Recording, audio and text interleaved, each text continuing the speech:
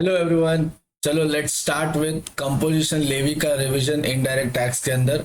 ठीक है, इसके अंदर मेनली हम लोग सेक्शन 10 रीड करते हैं। ठीक है, अब इसके रोड मैप की तरफ देखो। Section 10 subsection 1 is for composition scheme, जो कि उसका मेन सेक्शन है। फिर subsection 2 person not eligible to opt for composition scheme, मतलब कि इसके अंदर वो लिस्ट है जो लोग कंपोजिशन स्कीम में नहीं आ सकते। फिर हमारे पास एक नया सेक्शन है, सेक्शन 2A 10(2)A। ठीक है, इसके अंदर सर्विस सप्लायर वालों के लिए कंपोजिशन स्कीम इन्वॉल्व है। देन वी हैव सम छोटे छोटे sections, subsection 3 4 5। Then we have some rules, rule 3 4 5 6। ठीक है, इस तरह से अपने का ये रोड मैप रेडी है। ठीक है, let's start with section 10 subsection 1 composition scheme. Composition scheme का मीनिंग क्या होता है? तो देखो, कंपोजिशन स्कीम बेसिकली एक स्कीम है, एक रास्ता है, एक शॉर्टकट है for those people for those person जिसका टर्नओवर थोड़ा सा कम है, जो थोड़े से छोटे लोग हैं। वो अननेसेसरी इतने ज्यादा कंप्लायंस क्यों करे, इसीलिए उनको थोड़ी सी राहत दी गई है कि तुम एक काम करो, तुम ज्यादा कंप्लायंस के पीछे मत भागो, तुम ना एक सिंगल रेट जो हम बताते हैं उसके ऊपर टैक्स पे करो और निकल जाओ। ठीक है, ना तुम्हारे लिए इनडायरेक्ट आईटीसी का झंझट, ना तुम्हारे लिए कोई मल्टीपल रिटर्न्स भरने का झंझट, ना ऐसा कुछ। ठीक है, अब कंपोजिशन स्कीम ऑफ कोर्स एक ऑप्शनल स्कीम है, तुम्हारी मर्जी है, लेना है तो लो वरना मत लो। इसमें कौन कौन एलिजिबल है? इसमें टर्नओवर बेसिस पे बेसिकली बात होती है कि जिसका अग्रीगेट टर्नओवर अगर अप टू 1.5 सीआर है, जिसका अग्रीगेट टर्नओवर अगर अप टू 1.5 सीआर है, कब? In the preceding financial year. आप सबको पता है फाइनेंशियल ईयर का मतलब होता है April to March. Such person will be eligible to opt for payment of tax under composition scheme. मतलब कि अगर 1.5 सीआर तक है तो आप एलिजिबल हो, एग्जैक्ट 1.5 सीआर है तो भी आप एलिजिबल हो, 1.5 सीआर से 1 रुपया भी ज्यादा है तो आप एलिजिबल नहीं हो। बट ये टर्नओवर की लिमिट 75 लाख हो जाएगी कुछ रिस्पेक्टिव स्पेशल कैटेगरी स्टेट्स में। जैसे कि इसका अपन एग्जांपल क्या बनाया था? सेट।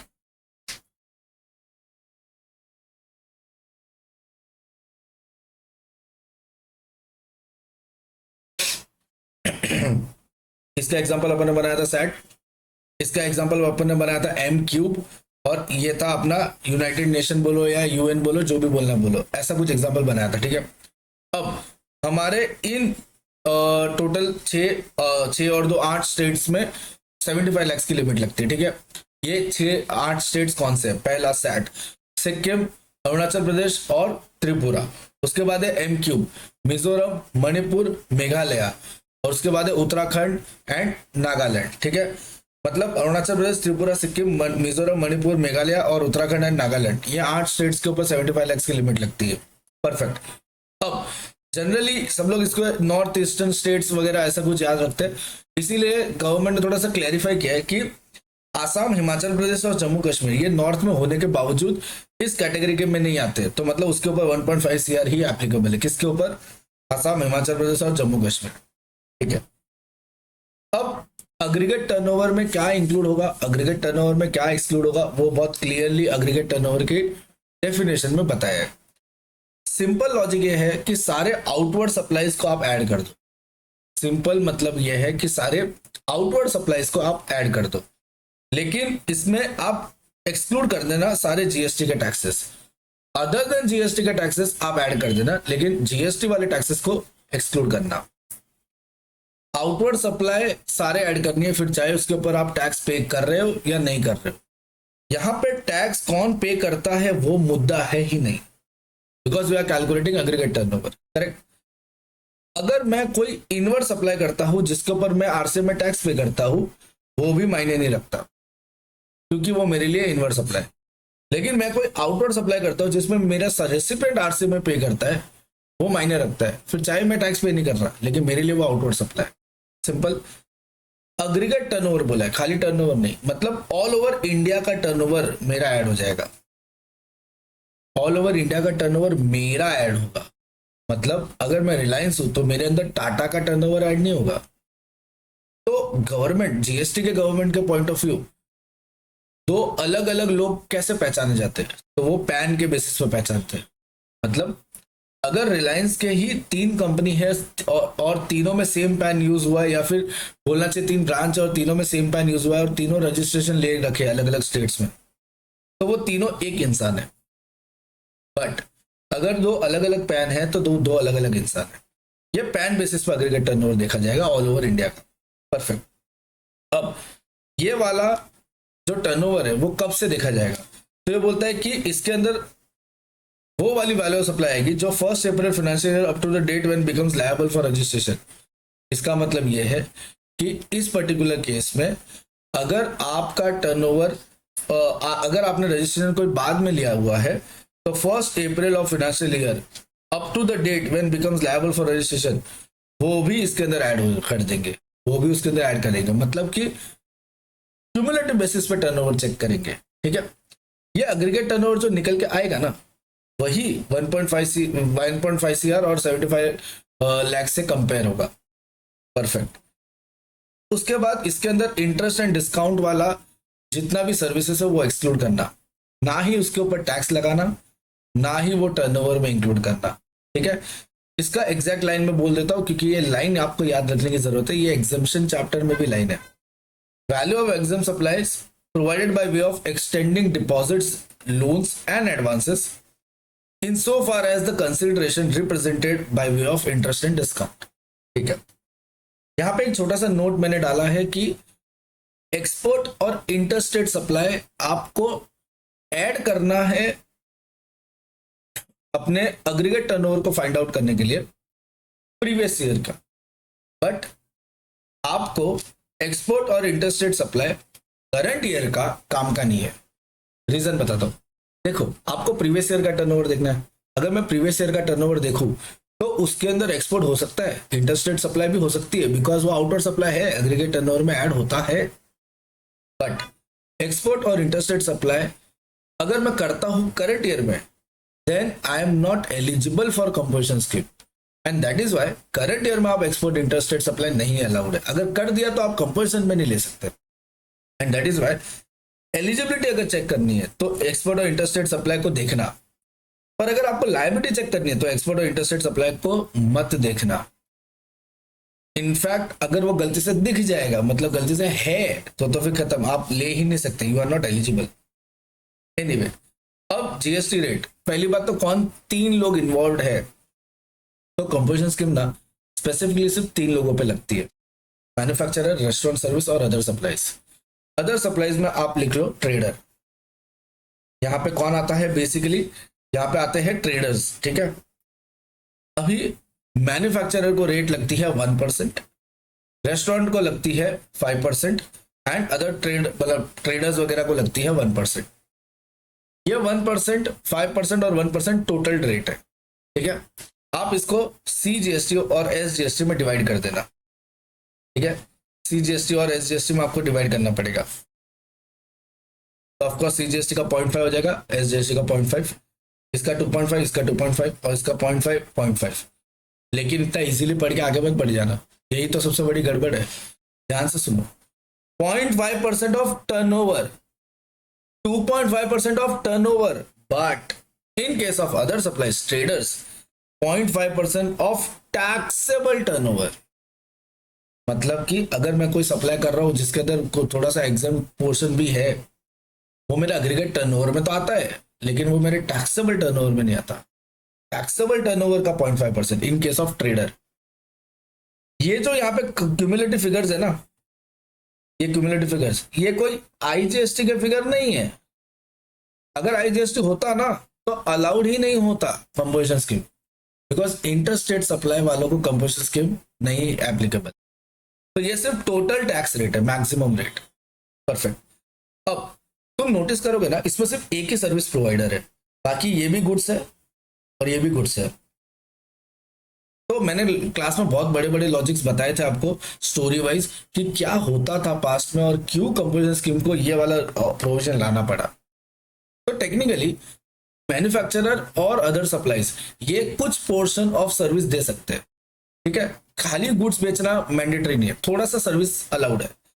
वो थोड़ा सा सर्विस कितना अलाउड है? बोलता है up to 10% of turnover and ₹5 lakh whichever is higher. Restaurant service को छोड़ के, क्योंकि वो तो 100% सर्विस दे रहे हैं ना, तो छोड़ दो।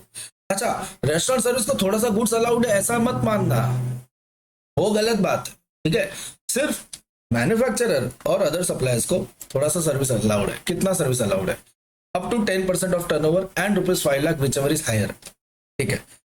ऑफकोर्स इसके अंदर ये वाला इंटरेस्ट एंड डिस्काउंट वाला मत गिनना, मैं बता रहा हूँ इंटरेस्ट एंड डिस्काउंट पूरे कॉम्पिटिशन लेवी से बाहर निकाल दो। हाँ, कौन सा interest? As far as it represent consideration for extending loans and advances, extending deposit loans and advances, ठीक है। अब आता है सेक्शन 2, इसमें कौन लोग एलिजिबल नहीं है। तो सबसे पहली चीज, इसमें वो कैटेगरी है जिसमें कंपटीशन की भी नहीं आएगा, इसका मतलब ये इंपॉर्टेंट कैटेगरी है फॉर, ठीक है। पहला, सप्लायर ऑफ सर्विस इसमें नहीं आता, पर अभी तुमने बोला कि सर्विस तो दे सकते हैं, तो मुद्दा क्या है कि जनरली सर्विस कौन कौन इन्वॉल्व है कंपटीशन में, इट्स क्लियर बोलता हूँ। रेस्टोरेंट सर्विस दे सकता है service, of course. Manufacturer and other supplier service दे सकते हैं up to threshold limit which is up to 10% 5 lakh whichever is higher. उसके अलावा बाकी सारे सर्विस प्रोवाइडर नहीं अलाउड है, एलिजिबल नहीं है। किसके अंदर? 10(1) के अंदर कंपोजिशन लेने में एलिजिबल नहीं है। सप्लायर ऑफ गुड्स और सर्विस जो टैक्सेबल ही नहीं है, मैं उस गुड्स और सर्विस में डील करता हूं जो टैक्सेबल ही नहीं है। अरे तो फिर काय का कंपोजिशन? तुझे ऑलरेडी मगजमारी नहीं करनी तो कंपोजिशन में क्या बेनिफिट मिल जाएगा, ठीक है। Second, interstate supply. Law maker बहुत क्लियर बोलते हैं कि अगर तू इंटरस्टेट सप्लाई करता है ना, तो तू छोटा आदमी नहीं है, तू बड़ा आदमी है। तेरा पहचान देख, तू गुजरात का गुड्स महाराष्ट्र में बेच रहा है, तो गुजरात का गुड्स कहीं पे दिल्ली साइड बेच रहा है, तो टेक्निकली तुम्हारी पहचान बहुत है, इसलिए तुम छोटे आदमी नहीं हो, इसीलिए you are not eligible for composition scheme. और इनका दोगलापन देखो, परचेस कर सकते हो इंटरस्टेट से, यहाँ की पहचान चलेगी, दोगलापन नहीं है, ये बेनिफिट है। तुम कहीं से भी दूसरे स्टेट से गुड्स परचेस कर सकते हो because it is your inward supply, and inward supply has nothing to do with your aggregate turnover. Outward supply includes aggregate turnover, and that is why वो चाहते हैं कि तुम आउटवर्ड सप्लाई मत करो इंटरस्टेट में। दूसरा, पर्सन सप्लाइंग गुड्स थ्रू ई commerce operator, वो ई कॉमर्स ऑपरेटर जिसको टीसीएस लगता है। स्टूडेंट हर बार कंफ्यूज होता है, स्टूडेंट को लगता है टीसीएस की बात हो, ई कॉमर्स ऑपरेटर की बात हो रही है। यहाँ पे उस इंसान की बात हो रही है जो ई कॉमर्स ऑपरेटर के थ्रू गुड्स बेचता है। कौन सा ई कॉमर्स ऑपरेटर? जिसको टीसीएस कलेक्ट करना पड़ता है, टैक्स कलेक्टेड एट सोर्स, ठीक है, तो वो इंसान एलिजिबल नहीं है। Second, manufacturer of certain notified goods. Manufacturer कौन से नोटिफाइड गुड्स है? Ice cream, other edible ice, whether containing cocoa, pan masala, aerated waters, tobacco, manufacture tobacco substitutes, फिर manufacture of fly ash bricks, blocks, building blocks, earn bricks of fossil, earthen and roofing tiles et cetera. ये सब अपने class में बहुत ऐसा image वगैरह डाल के बहुत अच्छे से चेक किया था और क्या क्या है ये समझा था। कौन कौन से मैन्युफैक्चरर एलिजिबल नहीं है? Ice cream, other edible ice, whether containing cocoa और नॉट, पान मसाला, फिर एरेटेड वाटर्स, टोबैको और मैन्युफैक्चर्ड टोबैको सब्सटीट्यूट्स। उसके अलावा वो ब्रिक्स वाले सारे bricks and earthen and roofing tiles. Simple logic है, ये लोगों के मैन्युफैक्चरर हो तो आप एलिजिबल नहीं हो। एक बात बोलूं, ये लोगों की अगर आप ट्रेडर हो ना देन यू आर एलिजिबल। मतलब अगर आप इसमें ट्रेड कर रहे हो देन इट्स फाइन, बट अगर आप ये मैन्युफैक्चर कर दो then it's not fine. Then casual taxable person और एनआरटीपी ऑफ कोर्स ये नहीं आ सकते, किसमें नहीं आ सकते? कंपोजिशन स्कीम में। इन शॉर्ट मैंने टोटल कितने लोगों को बोले? 7 के आसपास लोगों को बोले कि supplier of service other than ऊपर मेंशन है, एक्सेप्शन है, उसके अलावा जितने भी सप्लायर ऑफ सर्विस है वो नहीं आ सकते। दूसरा, आप ऐसे में डील करते हो जो टैक्सेबल ही नहीं है, उसमें नहीं आ सकते। तीसरा, आप इंटरस्टेट सप्लाई करते हो, आउटवर्ड सप्लाई तो नहीं आ सकते। हाँ, इंटरस्टेट इनवर्ड सप्लाई अलाउड है। अगर आप ऐसे इंसान हो जो ई कॉमर्स ऑपरेटर के थ्रू सप्लाई करते हो और ये ई कॉमर्स ऑपरेटर को टीसीएस कलेक्ट करना पड़ता है, then as a original supplier आप नहीं आ सकते कंपोजिशन स्कीम में। अगर आप मैन्युफैक्चरर हो कुछ स्पेसिफाइड गुड्स के, नोटिफाइड गुड्स के, तो आप नहीं आ सकते। And casual taxable person NRTP आप नहीं आ सकते। अब सबसे इंपॉर्टेंट चीज, आप अलग अलग, जैसे आप ना जीएसटी वाइज कंपोजिशन लेवी नहीं ले सकते, आपको कंपोजिशन लेवी लेना पड़ेगा पैन वाइज। मतलब अगर अगर महाराष्ट्र में कंपोजिशन स्कीम चाहिए और आपका एक और रजिस्ट्रेशन है गुजरात में, तो आप अलग अलग नहीं कर सकते। आपको all over India pan basis पे कंपोजिशन स्कीम लेना पड़ेगा, कंपोजिशन लेवी लेना पड़ेगा। ठीक है, बहुत सिंपल मीनिंग है कि आपका पैन बेसिस पे कंपोजिशन लेवी है, और जीएसटी के अंदर जो पैन होते हैं ना, वो सेम होते हैं अगर आपके ही सारे ब्रांचेस है। करेक्ट, अगर आपको लेना है तो सारे ब्रांचेस का लेना पड़ेगा, नहीं और अगर एक भी ब्रांच इसको बोलते हैं ना कॉन्ट्रावेन कर देते हैं तो फिर आप अलाउड नहीं। फिर आता है सबका सर्विसेज का मसीहा 10(2)A। अब मेरी बात ध्यान से सुनो, ये 10(2)A अपने लॉ में बहुत बाद में आया, मतलब रियल एक्ट जो 2017 में आया उसके बहुत बाद में आया 10(2)A। टेक्निकली ये सर्विस वालों के लिए मसीहा है। क्यों? क्योंकि अब तक कंपोजिशन लेवी सिर्फ गुड्स वालों के लिए था, लेकिन सर्विस वालों को बोला कि टेंशन मतलब तुम्हारे लिए भी हम कुछ तो ला रहे हैं, और फाइनली वो लेके आए। It is also an optional scheme. ये सप्लायर ऑफ टैक्सेबल सर्विस को लगता है। ठीक है, ये सप्लायर ऑफ टैक्सेबल सर्विसेज को लगता है। अब इन शॉर्ट इसमें सारे सर्विस प्रोवाइडर है। सबसे बड़ी प्रॉब्लम बताता हूं, इसमें 10(1) में जो एलिजिबल है वो 10(2)A में कभी एलिजिबल नहीं हो सकते। 10(1) में एलिजिबल है पर वो ऑप्ट नहीं किए 10(1), तो ऐसा नहीं है कि उनको 10(2)A का ऑप्शन खुल जाएगा। मतलब या तो आप इस रास्ते जा सकते हो या तो आप इस रास्ते जा सकते हो, आपको कोई एक भगवान चूज करना पड़ेगा, ऐसा नहीं है। आपका नेचर ही कुछ ऐसा है कि आप 10(1) में ही फॉल होंगे और आप 10(2)A में ही फॉल होंगे। It is not your option कि मैं कहां जाऊं, ऐसा हो ही नहीं सकता। वाई? बिकॉज फॉर एग्जाम्पल आप एक सीए की सर्विस दे रहे हो। अब मुद्दा क्या है यहाँ पे, आप एक सर्विस प्रोवाइड, जैसे टीचिंग सर्विस है, तो टीचिंग सर्विस 10(1) में कहाँ आता है? मैन्युफैक्चर नहीं हूँ, रेस्टोरेंट नहीं हूँ और अदर ट्रेडर नहीं हूँ। मान लो मैं एक ट्रेडर हूं तो मैं 10(1) में आ जाता हूँ, फिर मेरे लिए ये 10(2)A काम का नहीं। इन शॉर्ट ऐसा ऑप्शन मिल ही नहीं सकता, दो अलग अलग नेचर के लोगों की बात हो रही है।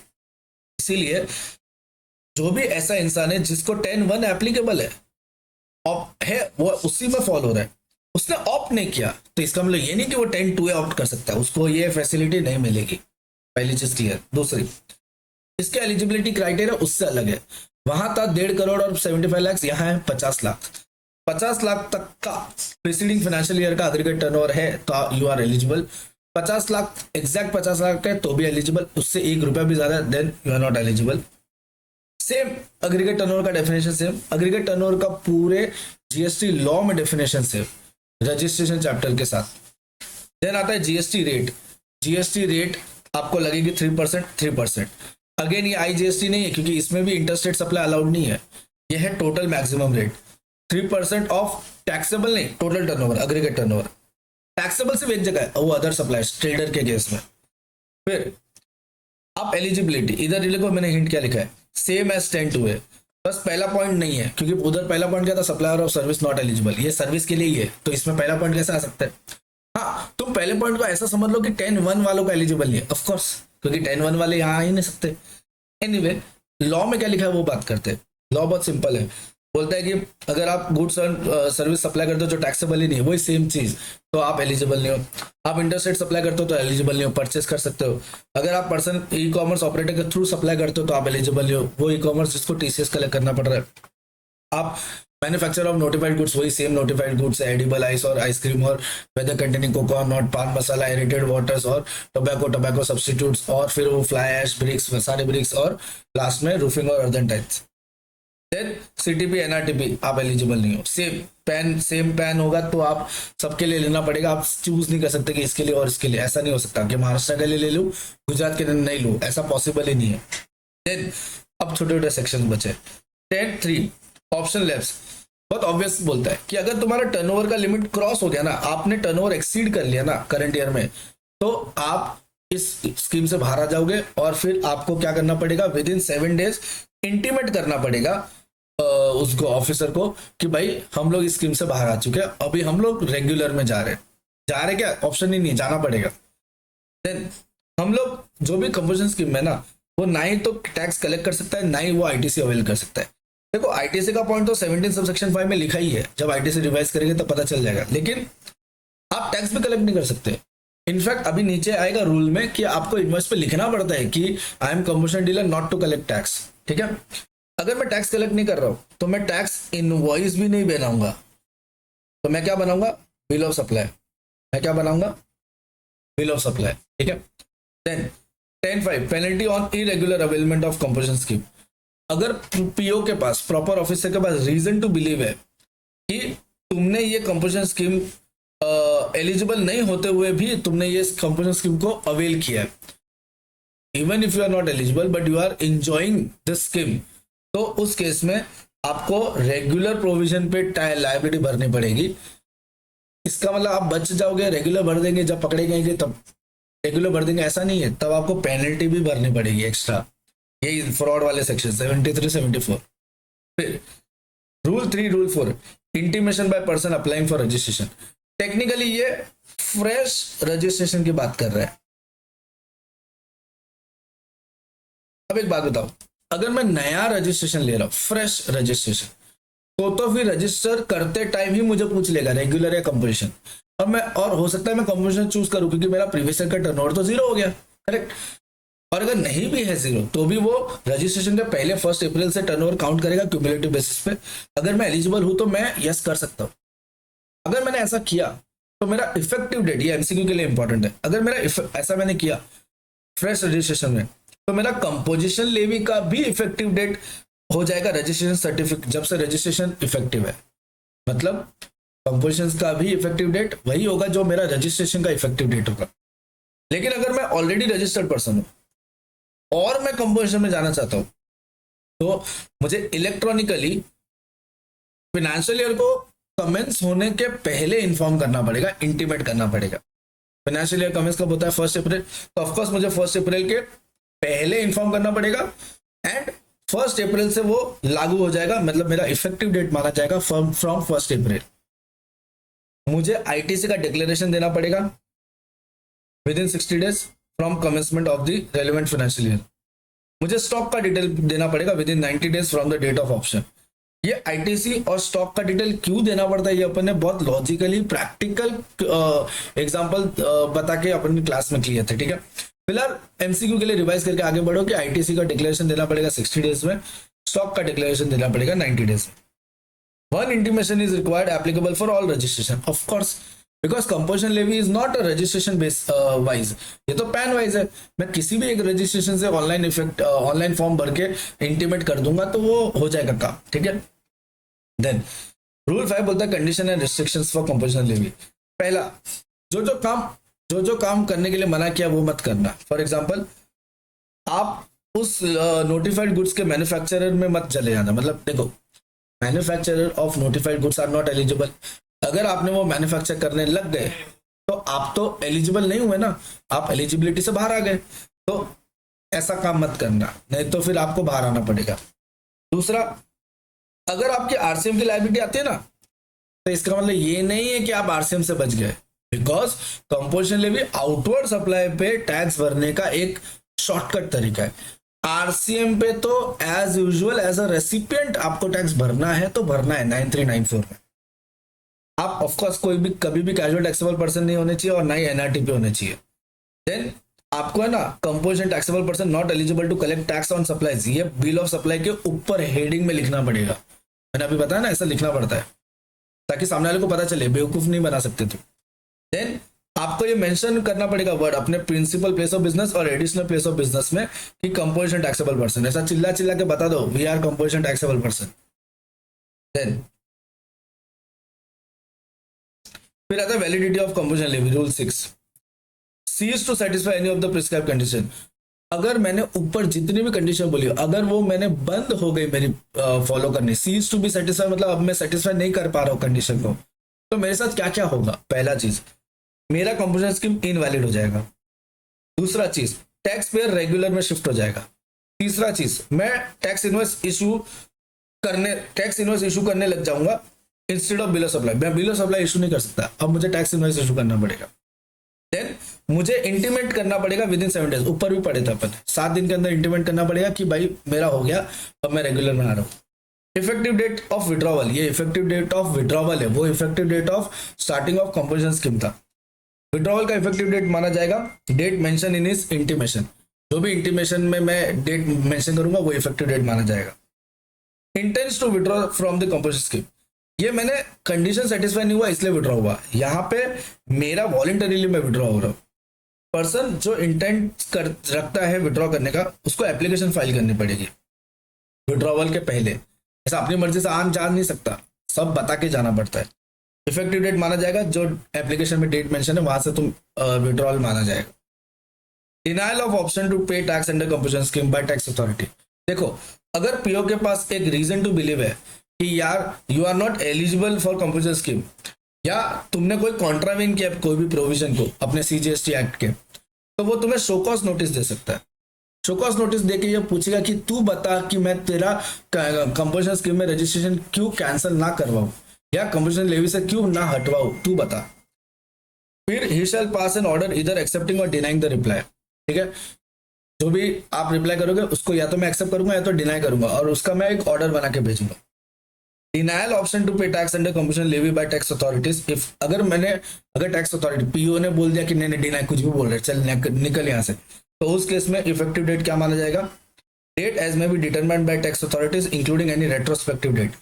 देखो क्या होता है ना, अगर आपका रिप्लाई डिनायल हुआ ना, मतलब आपके रिप्लाई को डिनायल मोड पे लेके गया और डिनायल कर दिया, मतलब डिनाई कर दिया ना, मना कर दिया कि कुछ भी रिप्लाई कर रहा है, you are not eligible, you are still not eligible, कितना भी मना ले मेरे को, तो पीओ चाहे ना तो किसी भी डेट से आपको इनएलिजिबल करवा सकता है। अब यहाँ पे मनमानी नहीं है, वो लॉजिकल बताएगा कि इस डेट से आप इनएलिजिबल हो। वो डेट रेट्रोस्पेक्टिव डेट भी हो सकती है, मतलब जितने टाइम तक आपने कंपोजिशन लेवी का नाटक किया था ना, आप पकड़े गए तब पिछले से जाके रेगुलर स्कीम में कन्वर्ट हो जाओगे, और शायद आपको रेट्रोस्पेक्टिव इफेक्ट की वजह से पीछे के सारे पाप को धोना पड़ेगा नॉर्मल प्रोविजन में टैक्स पे करके एंड प्लस पेनल्टी पे करके under section 73-74। In all the above three cases, effective date of withdrawal of option shall not be prior to the commencement of financial year in which intimation of application is filed, shall not be prior to the date of contravention। देखो हर साल में intimate करना पड़ेगा, तो of course मेरा withdrawal जो भी होगा वो मेरा लास्ट से लास्ट 1 अप्रैल से विड्रॉवल हो सकता है, उसके ऊपर पहले से नहीं हो सकता, ठीक है, या फिर जब से मैंने कॉन्ट्रावेन किया वहां से विड्रॉवल हो सकता है, ठीक है। ये एंड में एक अच्छा सा पॉइंट बोल के जाता है, ठीक है। यहाँ पे अपना एकदम शॉर्ट में ये रिवीजन खत्म हुआ कंपोजिशन लेवी। कुछ भी डाउट होगा तो you can reach out to me, okay, all the very best.